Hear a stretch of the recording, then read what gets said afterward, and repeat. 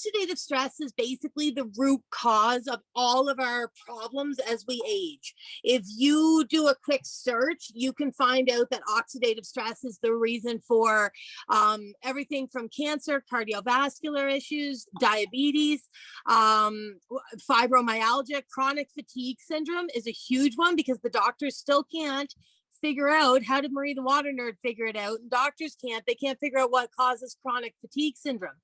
And it's my theory, and also the internet's theory, that it's oxidative stress and damage. So where do we get oxidative stress, or what is it? A third of all, or I'm sorry, 3% of every breath we take actually becomes reactive oxygen species. So what happens when we breathe, for instance, and that's if we're breathing nice, clean, mountain air, oxygen is being used to fuel our body and especially our cell system. So we breathe in this oxygen and it's all nice and balanced and it's a perfect oxygen molecule, and in the process of using it for energy, an electron is used, one of the energy cells of it, right? So now what we're being left with sorry about that. Now what we're being left with, even from our own breathing, is reactive oxygen species, and that causes oxidative stress. Now, other ways that we can get oxidative stress are radiation, smoking, vaping, drinking, eating bad food. Oxidative stress, actually, too, Dennis, comes with any sickness or any infection. Your body spends a lot of energy trying to heal you, and therefore it's creating reactive oxygen species as it's working, right? It's kind of reactive oxygen, or ROS, or free radicals, is kind of like our exhaust system. So it's completely necessary. And it is, the harder our body works, the more we have. A lot of professional athletes are riddled with oxidative stress and damage, free radical damage, that sort of thing. Also, a lot of people that don't take care of their bodies also have it. So you can think, every time you're physically stressed, emotionally stressed, psychologically stressed, your body is creating these reactive oxygens because it is using oxygen as a fuel source to try to balance out the stress. And that's where the stress comes from. When we get enough stress, it ends up with being called oxidative damage. Another word for oxidative damage is symptoms. And I learned this the hard way because I ended up getting enough oxidative stress and damage in my digestional tract that I got pain and I got sick. I went to the doctor. The doctor named my symptoms IBS and colitis. I knew in my heart of hearts, my symptoms were not my problem.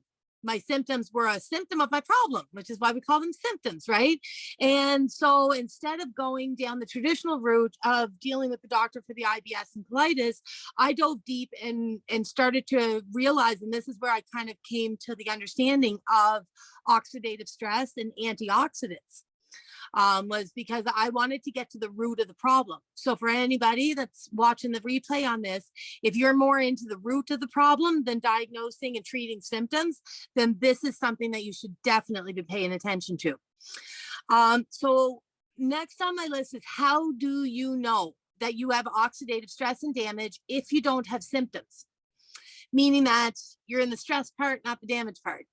A lot of people will notice really low energy. That's probably one of your biggest, really bad digestive. For me, really low energy, just looking your age. Like before I started on antioxidant water, I full on looked my age, if not older. So you can see it in your skin, you can see it in your hair and nails. It's just this overall feeling of unwell. It's not bad enough to send you to the doctor, but it's bad enough that you notice. Most of us call it aging. And we think, oh, that's just what happens. Oh yeah, my nails just break off. Oh, my hair all fell out. That's what happens. It's just aging, right? But the thing is it's not just aging. It's actually oxidative stress that's going to eventually move into damage. So now what do we do essentially, right? Because we're solution driven. We need to know solutions if we know the problem. Otherwise, there's no sense of gathering problems. So this is again how I ended up in antioxidant water. There's a number of things in this world that are antioxidant. Try to stay off the red wine. It's not as powerful as you think. But green tea is an antioxidant, vitamin C, selenium, all the vitamins that we've been told to take during COVID. So zinc is an antioxidant. What else? D12, D3. There's a ton of them out there. But the problem is nobody really wants to take like a Centrum salad of supplements every morning trying to eat enough antioxidants. You know, you eat blueberries for breakfast, lunch, and dinner, and then you're swallowing pills the rest of the time, swishing them down with green tea. It's not really the life we want to live, right? But antioxidants are in food. So, I mean, it's definitely good to have your nutrition on point, but you can actually supplement now antioxidant water. The water that we're using is ERW, or electro reduced water, or as I've nicknamed, electric water, just because it's easier and it sounds all zappy, right? But that is one of the most powerful antioxidants that you could ever put in your body. It's definitely leaning on the side of preventative, but we use it in reactive as well. You know, if someone gets sick, I'm running over there with water. And so it does have a part to play in reactive, but ERW, or electric water, is definitely a preventative, not allowing your body to get to that level of stress that you end up with damage is where we want to be to stay healthy instead of just get healthy, right? If you have any questions while I'm ranting and raving about antioxidants, let me know. So antioxidant water, that's one thing I did have on my notes that I wanted to put in here, is there's a difference between nutritional antioxidants and hydration based antioxidants. So the antioxidant that's in ERW, or electric water, is molecular hydrogen gas. What we're doing with electricity and water is we're actually splitting the hydrogen atom into gas and the other part. The other part comes out the wastewater, the cleaning water, as I call it, and the hydrogen gas goes into the drinking water. Molecular hydrogen is an emerging medical miracle. They're still doing studies on it. There's probably about 3,500 right now, and more to come. Like this is something that the whole world should be paying attention to. Now, the difference between nutritional antioxidants versus hydration. Now, I could sit here and I could eat, you know, 5 pounds of blueberries and say I've got my antioxidants. The problem is the digestive system actually causes extra oxidative damage. So you're eating these antioxidants and you're going to balance out some free radical or some oxidative stress. But the problem is your digestive system is now countering with adding more. So whatever antioxidants you're eating are actually half, is what they figure. Now, when you use molecular hydrogen as an antioxidant, what happens, and this blew me away when I first learned it, there is one particular free radical called a hydroxyl radical. So it's an O, imagine this is my oxygen, and an H. So it's very close to what we all know and love, but this is 1O, 1H. Now, what happens with the hydroxyl radical is a lot of the free radicals cause mutations. But our cellular system is so amazing that when a mutation occurs, our cells are actually programmed to self-destruct. So mutations happen all the time, and it's not that big of a deal because of our amazing bodies. Now, what happens with these hydroxyl radicals is they go through the cellular system, they get in with the free radicals, the other free radicals, this is a type of free radical, and they cause multiplications. So now if you've got free radicals causing mutations and you've got a hydroxyl radical causing a multiplication, you've got a problem.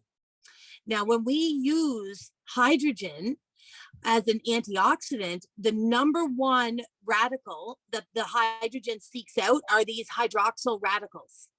And what does it do? It adds another hydrogen. So instead of having the OH, the problem, the troublemaker, now what hydrogen is going to do is it's going to attach to the oxygen and the hydrogen, making a H2O. So that's where we get into cellular hydration, because you're drinking a glass of water. As the hydrogen goes into your system, it's seeking out these hydroxyl radicals, making a water molecule out of something intensely dangerous in your body. Therefore, the only byproduct of a hydration-based antioxidant is actually water. And I think that really speaks volumes. Water doesn't cause any more oxidative stress and damage. It doesn't need to be digested, it is simply absorbed.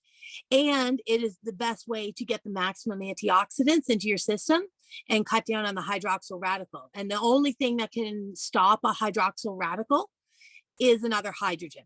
That's why our gut actually makes hydrogen. This is all by design, whoever designed this, right? A lot of people don't realize that our gut flora, well, everyone's talking about the second brain right now. What our gut flora does is it eats lovely fruits and vegetables and all the good stuff that we're told that we have to eat, and it farts hydrogen. So hydrogen is a very natural antioxidant. It's actually made in our bodies. We're supposed to make 10 liters of hydrogen a day by design. And most of us, in a study in 2017, found that at a 500, oh, my phone's died. Out of 500 people in the study, only 3% were making over 10 liters, and over 85% were making under 2 liters of hydrogen. And then we're wondering why everyone's sick. And I think it is the fact, it all boils down. Everything in this business that we're dealing with, as far as teaching people about this water, it all literally boils down to oxidative stress and antioxidants, and learning how to neutralize your free radical damage with hydration-based antioxidants. So that is all I have to say. I apologize, my phone is dying. Do you have any questions as of right now?